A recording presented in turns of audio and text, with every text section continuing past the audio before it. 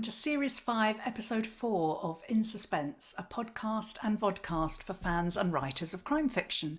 I'm Lesley Cara and my co-host is Lauren North. Hello. Now, in our last episode, we chatted the delights and dangers of podcasting with Sean Coleman, Chris MacDonald and Rob Parker, who together make up the fabulous Blood Brothers and their Blood Brothers podcast. So it was a bit of a mashup, wasn't it, Laurie? It was a bit of a sort of In Suspense Blood Brothers mashup, and we had such fun. And I think we could have probably gone on talking and laughing to those guys all night. All night, because it was an evening one as well, which we normally record in the mornings, don't we? And so to do an evening one, I think it just added to the sort of fun feeling about it as well, didn't it? But I already had to edit it down quite a bit because it was so long. So I don't think we could probably have gone any further. No, yes. I think it was over an hour, wasn't it? Which is longer than we normally do. But it was such fun. It was very, very good. So if our listeners or viewers haven't seen that one yet or listened to it, then do tune in because it's a giggle. It's a giggle. And yes, and I think we've also had our third mini-sode with author and clinical psychologist Philippa East. And so last week she was talking about public speaking, how to deal with, cope with public speaking and networking events. Yes. Which was really interesting. And we've had some really good feedback from those minisodes. People seem to like them a lot, don't they? Yes, we have. And we were talking on a train when we were planning Series 6 in the summer about whether we can do some different minisodes, weren't we? Which is exciting. So more on that soon. Yes, and I've got something to tell you about that, Laurie. So we've got some developments, but all secret. Don't tell anyone. Top secret for now, but yes, I think people are going to love our next session, our next series of minisodes. Well, I'm sure they love them all. Well, I'm sure they love them. And we were on the train together, weren't we? Because we went to the inaugural Bay Tales Live one-day crime festival in Whitley Bay. Not Whitby, don't get confused. It was Whitley Bay, just next to Newcastle. And it was an absolutely fantastic event, wasn't it, Lesley? Oh, it was so brilliant. It was so lovely to be doing live events again. That's what I thought. It was just wonderful. And it was a really well organised event. Simon Buick and Vic Watson of Bay Tales, they put on a really fabulous day. And also Anne Cleves was very much part of it, wasn't she? She was very generous with her time, very generous, her resources. Yeah, yes. And I think she treated us all to a meal as well, didn't she? She did, yes, and it was lovely. I think really nice way to end the event as well, wasn't it? It was a lovely way to end. Yeah. I think a lot goes into that planning of those sort of events. And I'm sure Simon and Vic are quite exhausted this week, but hopefully buzzing too, because there were 300 tickets sold, weren't there? Which, the place felt busy. It felt like things were back to normal. It felt like there was a really great audience of really interested crime readers and writers who had some fascinating questions as well for all panels. Yes, it was a great venue. It was at the Whitley Bay Playhouse, which was a wonderful venue, and of course the bookshop, the local bookshop, which is called The Bound. The Bound, yeah, they were really supportive. They were there, and we went there on the Friday night as well to sign books and to meet various people. And Steph McGovern was there on the Friday evening. Steph McGovern from Steph's Packed Lunch on ITV, and she was really lovely because she was also introducing the event on the Saturday morning. And I never thought I'd be the sort of person who'd go up to a celebrity and fangirl and I'd say, "Can I have my picture taken with you?" I'm completely that person. It turns out that I am that person. And she was lovely. Well, she is lovely. She's absolutely lovely person, really down to earth and friendly. And yeah, it was. We got our photo taken, didn't we? And had a nice long chat with Steph. And I also fangirled Louise Candlish as well, because I'd never actually met her. I saw her last year we both did, didn't we, at Harrogate, doing the wonderful In Conversation with Claire McIntosh, and we thought she absolutely, yes. I was about to mention Louise and Sarah Vaughan, who are two, I think, of my idols, really, just wonderfully beautifully written books and doing so well in their careers. And so when I knew they were coming, I did have that kind of real imposter moment on the train about like, why am I going to this event when they're going to the event? And it was really lovely to meet them, and they're so down to earth and so generous and kind. So yeah, it put me right at ease. And their panel was fantastic too. I mean, I was amazed. I actually got through the day on Saturday because I was so tired, but adrenaline kicked in because on the Friday night in my hotel, I didn't, where we were both staying on different floors, I think, weren't we? And I didn't sleep well at all. I never do sleep well before events, but this was even worse because there were people shouting in the bar downstairs and hollering at 3 o'clock in the morning. Oh, So at one point, and we were the very last panel, weren't we? Our panel yeah. was called Keeping the Home Fires Burning. It was brilliant. Vic did a brilliant job of moderating and we really enjoyed it. But I did think at one point, oh, I'm just not going to make it. I'm so tired. I was just dead on my feet, really. Oh, you did well. Somehow adrenaline kicks in and I, yes, got second wind and off I went.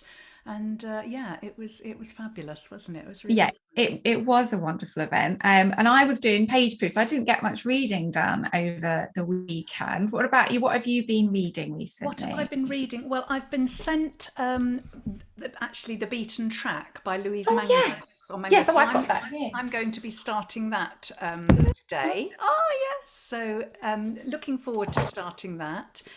We got a proof, didn't we, in our the goodie bag at Baytail. So Have you tried the gin in that goodie bag? I'm going to be buying that. It was delicious. there was fabulous gin and tonic water, and there was beer, and there was pale ale, and there was books, and a lovely a coaster. Where have I put my Oh coaster? yes, I know. Isn't it beautiful? I've got it. I don't know where I've Put done it, mine but in it's mine. really, really lovely little Yeah, it's coaster. really pretty. I've got mine somewhere as Got it well. by my bed, so it was very good. And one of the proofs was Jacqueline Roy. It's called The Gosling Girl, and it's published by Simon and Schuster. And that looks very good as well. So Yes, because you had that out on the train, and I had a little nose, and I thought it sounded amazing as well. Actually, really fascinating topic. So yeah, I'm looking forward to you reading. were very good. You were doing your proofs while I'm I was still doing had them. my earphones in, listening to You podcasts. were giggling away to the Blood Brothers podcast, weren't you? I was listening to the Blood Brothers, yes. So I was sort of laughing and laughing, and yeah, and you were trying to get on with your work. I'm sleeping, doing some sleeping as well on the train. Yes, and then I started yesterday. It ends at midnight, Oh which yes, I'm really already very gripped by. So yeah. that was a good one. We've got some really exciting guests lined up. Yeah, so we planned, didn't we, our next series, series Yeah, 6, is it? six. Yeah, Yeah, amazing. And got all the guests sorted out, and yeah. we've been in the process of contacting them, haven't we? These last few days, just finalising recording dates and things. So that's very exciting.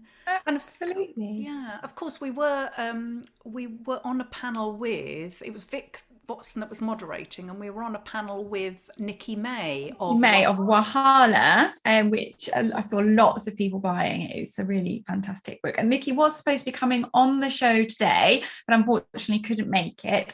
So we were just going to chat a bit about her book instead, weren't We were, we? yeah. No, it's a great book, isn't it? Three wonderful characters, and I think. Do you want to read the blurb? Is there a blurb Oh on yes, there? there probably is actually. Yes. Hang on. A darkly comic and bitingly subversive take on love, race, and family. Wahala will have you laughing, crying, and gasping in horror. Boldly political about class, colorism, and clothes, here is a truly inclusive tale that will speak to anyone who's ever cherished friendship in all its forms. So Wahala means trouble, doesn't it? Which was the best title for the book. And I really just love the three main characters. Those three very strong women. And the thing I thought Nikki did so well was to have those voices so well distinguished, and their personalities really jumped out on the page. So for me, it was a really engaging story. Yes, I loved it because there's three main characters: Ronke, Boo, Boo, yes, I remember Boo so well. and Ronke wants to find the perfect man, doesn't she, and settle down. Yes. And then you've got Boo. Boo is the one who's married, isn't she? She's got a husband and a daughter. Is that Boo? Yes. Yeah. And she's tempted to have an affair. Yes. Then you've got And Simi Simi, who works in fashion. fashion. And Simi, now what was it about Simi? Oh, that's right. Simi's husband really wants a baby, but Simi's not so keen. So, although, what I liked about it is that although Nikki is exploring what it's like to be mixed race and middle class in London and straddling that sort of those dual cultures, she's also tackling universal themes of womanhood, really. And Yeah, absolutely. we were going to ask her all about that, but we'll ask her about that another Next time she So comes it's a on book with. that will appeal to, well, not just women, it'll appeal to men as well, but it'll appeal to everybody, really, I think. It's Yeah, there's certainly something for everyone, and a great twist at the end as well. Oh, So, yeah, great twist at the end. And lots of stuff about food. And I think that's what inspired her to write it, going on a long lunch with her mixed race Nigerian British friends. So that's, yeah. yeah, Yes, fantastic. it was good. So Yeah. we haven't got lots more to talk about, have we? But we didn't want to miss out on doing a show, and we really wanted to sort of talk about Bay Tales a bit, didn't we? And I just wanted to give a shout out to Michelle Houlihan, who is someone who listens to the show and always puts some lovely comments on YouTube. So thank you, Michelle. And she was supposed to be going as well to Bay Tales, but from Canada, but unfortunately couldn't make it. But Michelle, you were mentioned many times through lots of the authors were chatting about you, and your support to all of us and the podcast is always so welcome. So thank you, and hopefully we will see you very soon at the next event. Yes, I hope so too. Yes, it was.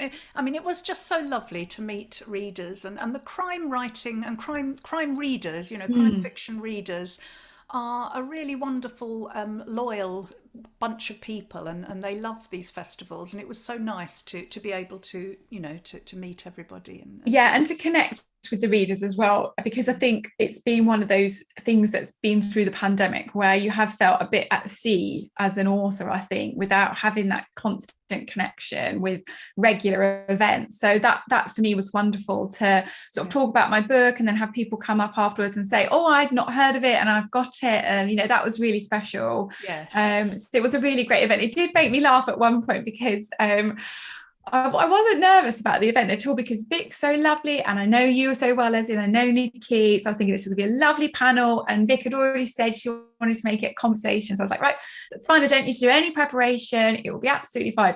And then I sat down at the table and then you and Nikki both had like pages of notes. And I was like, I'm not bored. I've even got a notebook with me or a pen. How awful is that as an author? I was like, it's okay. I'm just going to be winging it. So there was a moment then that made me nervous. And she's exaggerating, listeners. It weren't pages of notes. There were two pages. But no, but do you know what? The only reason I took them in is because I had felt so tired that I thought I'm not going to make any coherent sense and I'm going to forget things. So I just had them there as sort of like an aide memoir. So No, and actually it's very useful because one of the things we talked about, I think, over the weekend was how it's sometimes a bit challenging to remember some of the themes and even the character names of previous books, because Vic mentioned on the Friday night that she was going to ask me a question about One Step Behind. I was like, it's a blank. Yeah, so actually having like a little cheat sheet of each of your books, really useful. I'm definitely going to do that for any panel events in the future. I think it is such a good idea because, and I was talking about the rumour, I was talking about Who Did You Tell, about the Dare, and talking about the apartment upstairs. Oh, and funnily enough, titles, and because I, talked about the change of title from This Girl, That Girl to the apartment upstairs, and titles was kind of theme of over the day. Lots of panels mentioned title changes, didn't they? It was quite it's certainly more common than you think, isn't it? Yes, definitely is. Yeah. So apart from gadding about up north, what else have you done this last week, and what are you planning to do next week, Lauren? Anything exciting? Well, I'm just hopefully trying to finish my page proofs today, and then next week's half term for us, and we've got a slightly different week to most of the country, and so I'm actually hoping to have a little week off and do some reading. I've got lots of lovely books to read, and just have a bit of a week with the kids, really. But I'm also waiting on copy edits to arrive any day, so we will see. Yes. And then March, I am starting a new book, which I'm really excited about because it's felt like for the last 3 months, all I've done is structural edits, copy edits, proofing, and I'm really, really excited to plan and write a new book in March. So, well, start, not write the whole thing. Oh, that sounds very exciting. Oh, well, this coming weekend we had planned to go to Tunbridge Wells to visit my son and his and my daughter-in-law,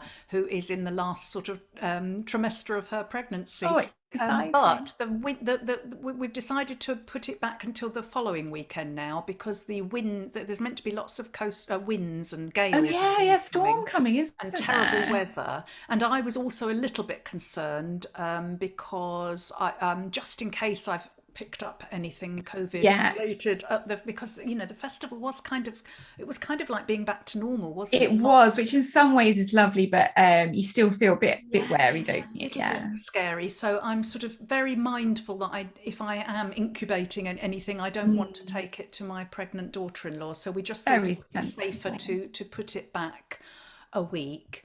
So so this weekend I'll probably be catching up on my writing because that's sort of we lost a couple of days writing, didn't we? While we were Yeah, there. and then Monday as well was so tiring as well, wasn't it? Like you can't really get your head back in the game straight away at 9 o'clock on a Monday morning after a big weekend like No, that. So, no, I and suppose. you're about to hit the second half of your book, aren't you? I think. Are you on the Yes. home straight? Does it feel? Well, yeah, that feels very hopeful to say I'm on the home straight. If my editor's listening and my agent, I'm on the home straight. When they're not listening, yeah, no, I'm fine. I'm hurtling towards the midpoint and know what I've got to do. I've just got to buckle down and do it. So I'm hoping that by the end of February, I will be ready to sort of launch myself off into the second half of the book. So yeah, Exciting. I feel a lot more positive about it. I mean, I've never felt negative about it, to be honest, but I just hit a bit of a wall. But It's so common that middle, that just before the middle. I think I normally about 30,000. I sort of start to wonder what on earth I'm doing. The first 20 feels like it's just the opening, and yeah, that's fine. And then it starts to feel a bit wobbly, doesn't it? I think. And it's it very, does. very common that time, isn't it, to It feel like does. you Yeah. want to stop. So yeah, so I guess that's kind of it. I mean, have we got Well, we've anything got else? time. So let's just talk about what's coming up. So next episode is the mini-sode, which is coping, recognizing and relieving stress, I Yeah, believe. recognizing stress and how to relieve it. That's Yes. it. Well done. And the following week, we are interviewing Kate Mildenhall, who wrote a fantastic dystopian style thriller, which I can't show my copy of because I lent it to the very lovely Nikki Smith, author, who is going to be my co I'm having a week off. I'm having a spa host. day and I'm going up to London to have various lunches and meetings and things. So yeah, I'm having a podcast break next week. That's But lovely. Nikki's That's really going to be a exciting. brilliant co-host. She's going to be amazing. I'm really looking forward to it. We've got some really great questions coming up for Kate, so that's one to look forward to.